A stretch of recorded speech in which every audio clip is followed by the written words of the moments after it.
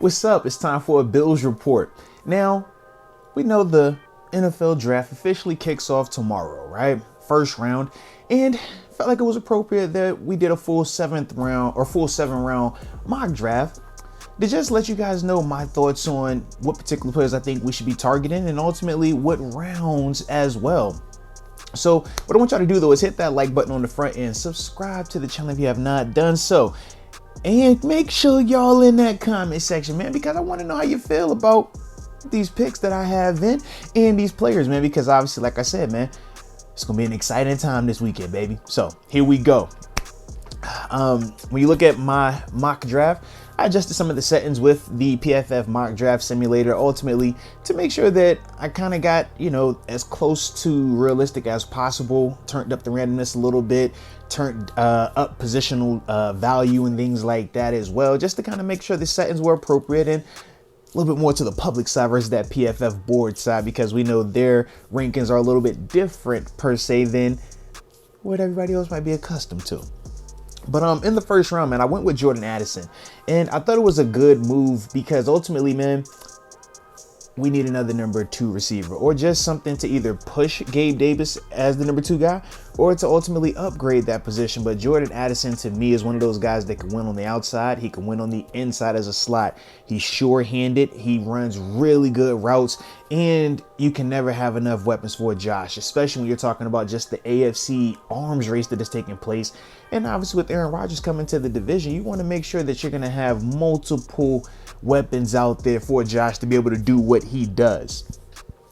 In the second round at 59 overall, I went Deion Henley. Now to me, I love Jack Campbell. I love the physicality that he brings. I think when you're talking about moving on from Tremaine Edmonds, man, Jack is the perfect player.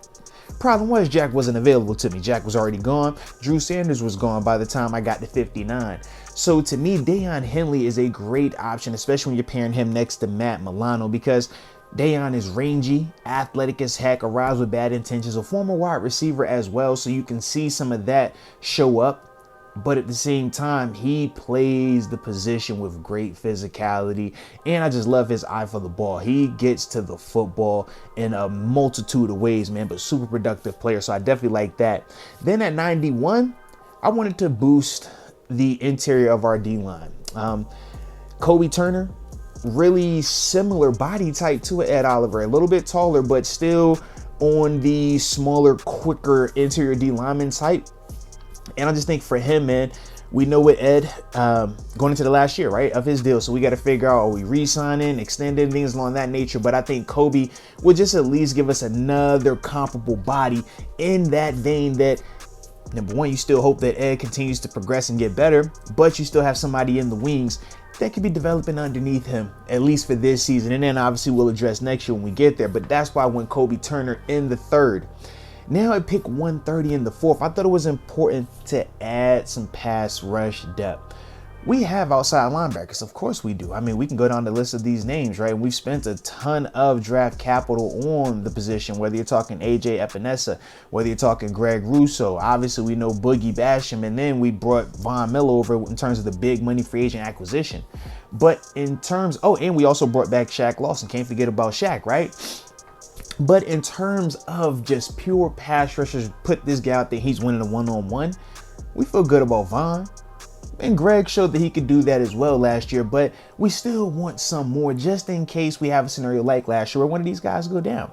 And I think KJ Henry, man, if you're talking about him as a situational rusher initially and then allowing him time to develop, man, I think KJ could definitely bring some positive energy there and ultimately help this defense out that's going to be led by Sean McDermott. Because remember, he's taking over the calls this year since Leslie Frazier is taking the year away from the game. So like I said, definitely like the KJ Henry element of it.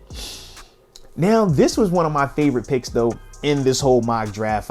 In the fifth round, 137, I went Brenton Strange, the super athletic, rangy tight end from Penn State. And why did I do that?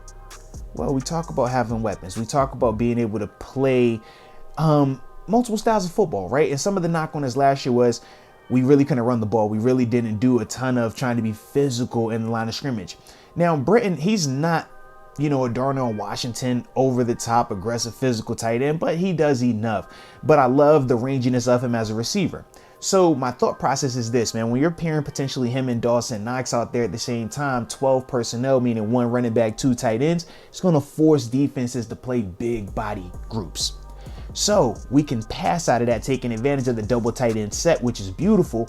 But then eventually what's going to happen, thinking back to when it was New England, right, with Gronk and Hernandez, and how if you played them in base, they were going to spread you out and throw it. Then when you try to play them with small personnel, now they're running the ball out of it because of the 2 tight end set. I just think that we could have some of that same flexibility and some of that same potential if we brought in a Brenton Strange, because we obviously know what Damian Harris and James Cook are capable of. So to me, I just think that gives us a little bit of flexibility right there. And then in the 6, man, 205 overall, I went with City. So interior offensive lineman, swing guard.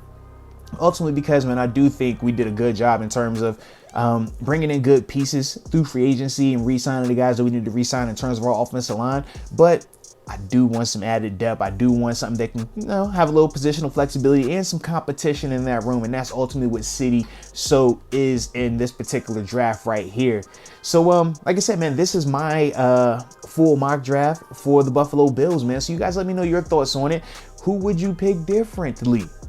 Even though we already know I got it right. Come on, just say it. I got it right. But y'all know I appreciate you. And it's time for the draft. So until next time, baby, peace.